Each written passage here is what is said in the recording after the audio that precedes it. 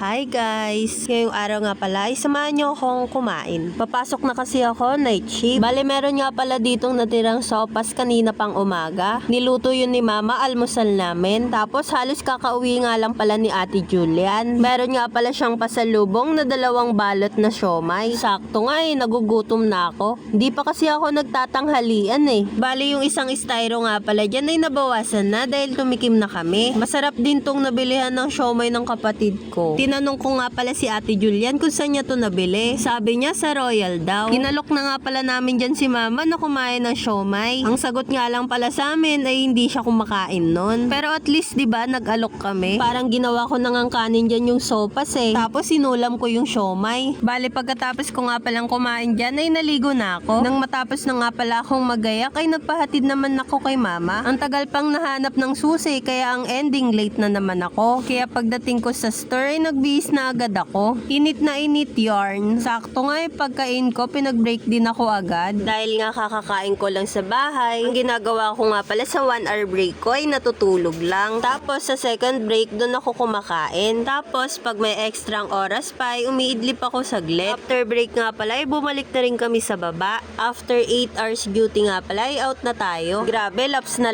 nga ako dyan. Bali ni-required na nga pala kami na mag-transparent bag. Para kung sakaling nag-uwi ka ng mela, tumbler ay kitang-kita na. Kaso may disadvantage nga lang. Kitang-kita kasi pag naglagay ka ng cellphone o kaya wallet. Kaya madali na lang makita ng magnanakaw. Kaya dapat ay maging aware ka sa paligid mo. At huwag kang maging kampante. Pagkatapos ko nga palang nagbihe, chat na ako kay mama na magpapasundo. Tapos nagpahinga lang ako ng mga 5 minutes at bumaba na. Nilakad ko nga pala hanggang Mercury. Kasi doon nga pala ako susunduin. Sobrang sakit na nga pala kasi ng pa ako. Bale, lalakarin ko nga lang pala yan hanggang dun sa pedestrian lane. Tapos pagtawid, yun na, Mercury na. Sakto nga pagtawid ko, kakarating lang din ni mama. Siguro mga 10 to 15 minutes lang ay nandun na kami sa amin. Bumaba na nga pala ako, tapos nilakad ko na papunta sa bahay. Pagdating ko, umupo nga lang pala ako. Tapos si mama nga pala ay naghihimay netong talbos ng kamote. Ito nga pala yung almusal namin. Halos magdadalawang linggo na nga namin tong ulam. Konti na lang magiging kambing na kami. Pero aminin nyo, masarap talaga yung mga ganitong klaseng ulam. Bale, nagprito nga rin pala dyan si mama ng tinapa. Meron nga rin palang siomay. Nakalimutan ko nga na kumain na nga pala ako kagabi ng siomay. Guys, ganito rin ba kayo kapag kausap nyo yung mga jowa nyo? Nga pala yung kapatid ko, guys. Di niya nga napansin na naka-video siya dyan. Pagkatapos nga pala namin kumain, ay nilagay ko na tong salamin sa lagayan. Pagkatapos ko nga palang kumain, ay maghihilamos naman ako. Di ko na nga pala sinuot yung salamin dahil matutulog na rin ako. Mahirap na, baka kasi madaganan ko kapag natutulog.